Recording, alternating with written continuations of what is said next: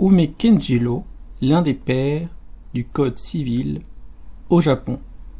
Ume Kenjiro est né le 24 juillet 1860 à Matsue, près du lac Shinji, dans une famille de médecins chirurgiens depuis plusieurs générations. Il a un frère aîné du nom de Kinojo, né en 1858. Leur père est médecin du domaine de Matsue avant d'entamer une carrière malheureuse de marchand à Tokyo à partir de 1874. Kenjiro se révèle un enfant brillant. Il apprend très tôt la poésie chinoise avec son grand-père paternel. À 7 ans, il compose déjà ses propres poèmes. Kenjiro entre en 1869 à l'école du domaine de Matsue, appelée Shudokan. Entre 1870 et 1871, il est l'un des élèves des Français Valette et Alexandre, invités par le domaine de Matsue pour moderniser l'armée et y enseigner le français. À l'âge de 12 ans, Kenjiro fait une récitation devant le daimyo Matsudaira Sadayasu qui est impressionné. À 15 ans, en 1875, Kenjiro intègre à Tokyo l'école Tokyo Kaikokugo Gakko, littéralement l'école des langues étrangères de Tokyo, où il étudie le français. En 1880, il en sort major de sa promotion. Il est admis par la suite à la faculté de droit du ministère de la Justice. Cette école, dirigée par le juriste français Georges Appert, dispense des cours en français et a pour but de former des personnes capables d'établir un système juridique moderne sur le modèle occidental. En 1884, Kenjiro en sort diplômé, toujours major de sa promotion. Il devient l'année suivante professeur de droit.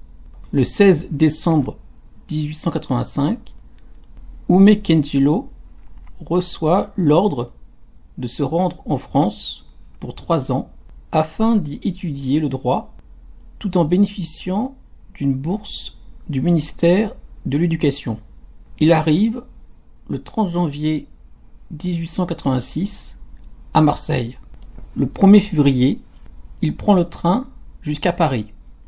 Le 21, il arrive à Lyon.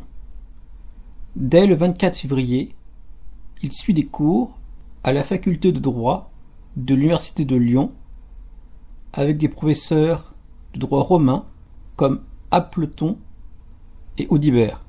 Kenjiro s'installe de l'autre côté du Rhône, non loin de la faculté de droit. Il loue, avec son camarade japonais, Motono Ichiro, dont le père Motono Morimichi est le fondateur du journal Yomiuri Shimbun, une chambre dans un appartement au 4e étage. La propriétaire, Emma Barrett, est une Anglaise de 52 ans qui, après la mort de son mari, loue des chambres pour 100 à 200 francs. Kenjiro s'implique dès le mois de mars à étudier le droit romain et a commencé l'apprentissage du latin. Il rejoint officiellement l'université de Lyon le 27 octobre de la même année et s'inscrit sur la liste des candidats au doctorat. À l'époque, il faut au moins 5 ans d'études pour l'obtenir. Le diplôme japonais de Kenjiro est reconnu et celui-ci devient licencié en droit.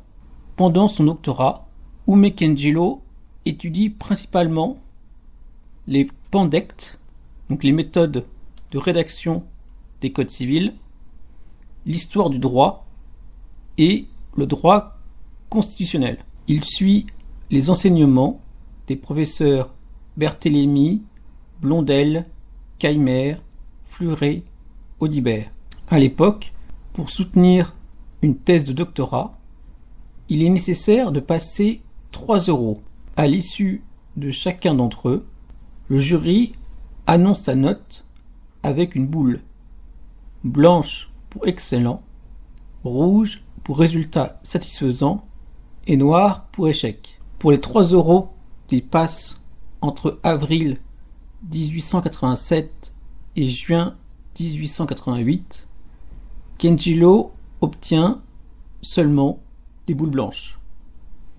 Sa réussite lui permet de passer sa soutenance le 11 juillet 1889, un peu moins de 3 ans après avoir intégré l'université de Lyon.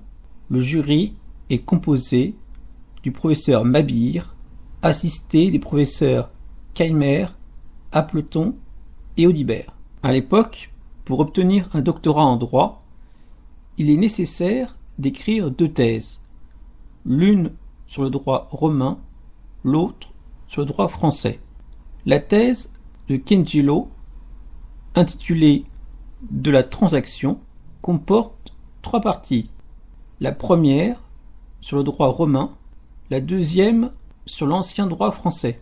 Cela forme un ensemble de 292 pages, ce qui correspond à la première thèse qui doit porter sur le droit romain.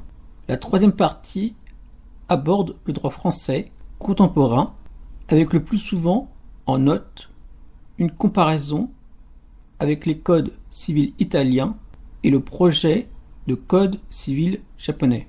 Elle consiste en 393 pages et correspond à la thèse sur le droit français. Dans le bulletin des travaux de l'Université de Lyon, le professeur Appleton qualifie cette thèse je cite, une œuvre monumentale d'une intelligence visiblement exceptionnelle, servie d'un prodigieux labeur. Le 13 juillet 1889, Kenjiro part pour Paris. Le 18, il est à Berlin. Il prend alors des cours particuliers pour perfectionner son allemand qu'il avait commencé à apprendre durant son doctorat. Le 24 octobre 1889, Kenjiro entre à l'université de Berlin.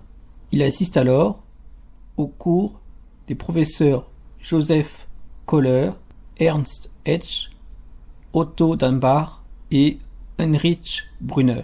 Le choix d'aller en Allemagne peut aussi s'expliquer pour des raisons familiales.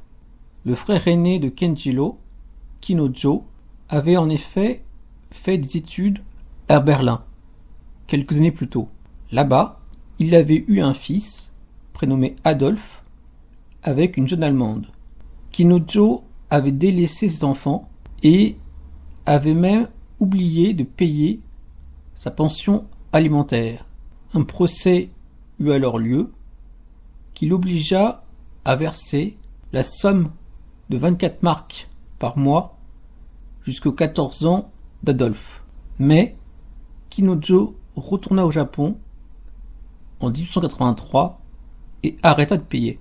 Au Japon, Kinojo devint le premier japonais à occuper le poste de professeur d'ophtalmologie à la faculté de médecine de l'université de Tokyo.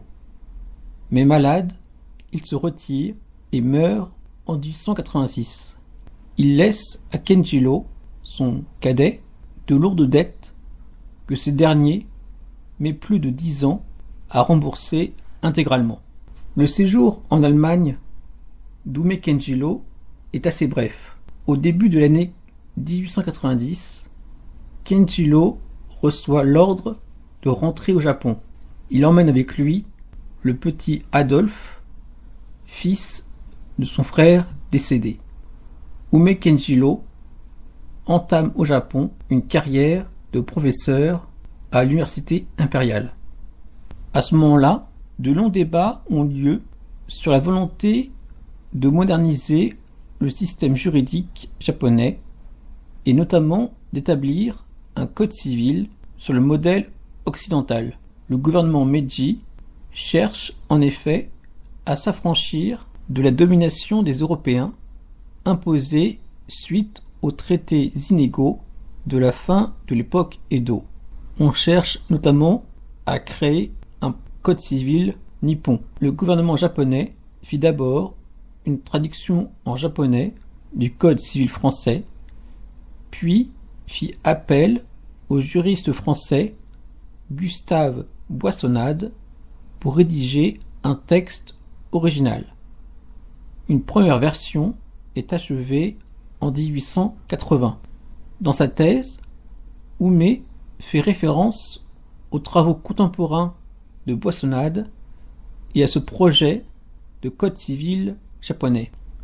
Oumet émet quelques critiques et l'évoque pour marquer les différences avec le droit français de son époque. Quand il évoque par exemple, je cite, les transactions conclues par le tuteur au nom du mineur. En 1891, le projet de Boissonnade est achevé et promulgué. Il doit entrer en application en 1893. Mais des reproches émergent rapidement, comme sur le fait, par exemple, que ce texte ne tient pas compte des coutumes japonaises. La querelle oppose les partisans du droit français à ceux du droit anglais. Le gouvernement décide donc de reporter l'application du Code civil et constitue une commission chargée de rédiger un nouveau texte. Le comité de rédaction du nouveau Code civil est constitué de 3 juristes: Oumet Kenjiro, Tomii Masaki et Ozumi Nobushige. Tomii Masaki est, à cette époque, professeur de droit à l'université de Tokyo. Tomii a aussi étudié à la faculté de droit de l'université de Lyon. Arrivé en 1876, il y a obtenu un doctorat en 1883. Sa thèse portant sur les droits du vendeur non payé. Ozumi Nobushige est un juriste renommé. Il a, entre 1876 et 1881, étudié en Angleterre et en Allemagne. À son retour au Japon, il devient professeur de droit à l'université de Tokyo.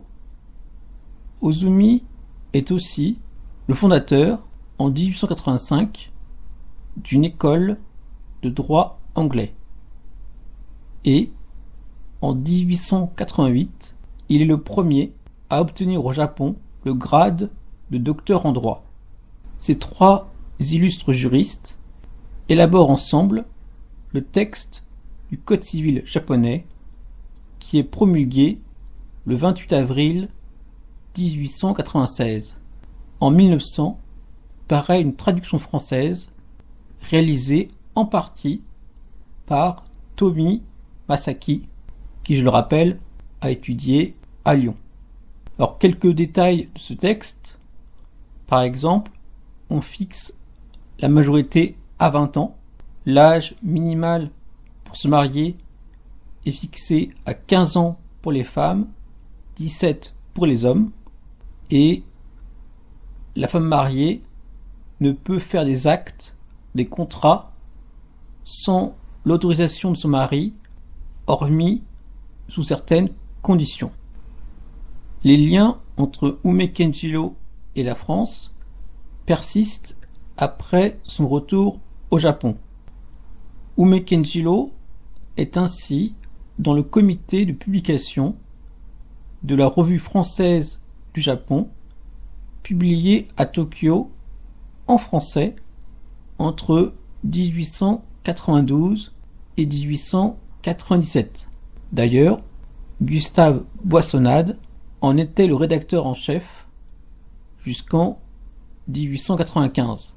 Cette revue est publiée sous l'égide de la Société de la langue française, créée en 1886, société qui gérait notamment une école de droit français.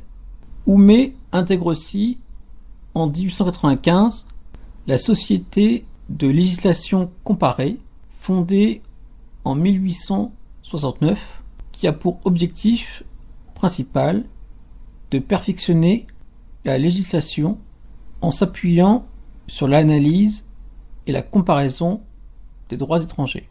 Il en est membre jusqu'à sa mort.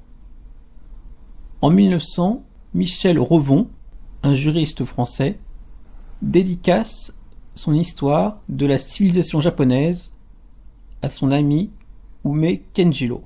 Après avoir participé à la rédaction du Code civil japonais, Ume continue sa brillante carrière dans le droit. En 1897, il est nommé chef du bureau de législation impériale, un poste prestigieux. En 1899, il devient directeur de l'école de droit nippo-française, dont Boissonnade est l'un des fondateurs. Sous la direction d'Ume Kenjiro, cette école met en œuvre des réformes décisives qui lui permettent de grandir. En 1903, elle est renommée Université Hosei et Ume en devient le premier président jusqu'en 1910. Cette université existe toujours aujourd'hui. À la fin de l'ère Meiji, qui correspond au début du XXe siècle, Kenjiro poursuit ses travaux en droit.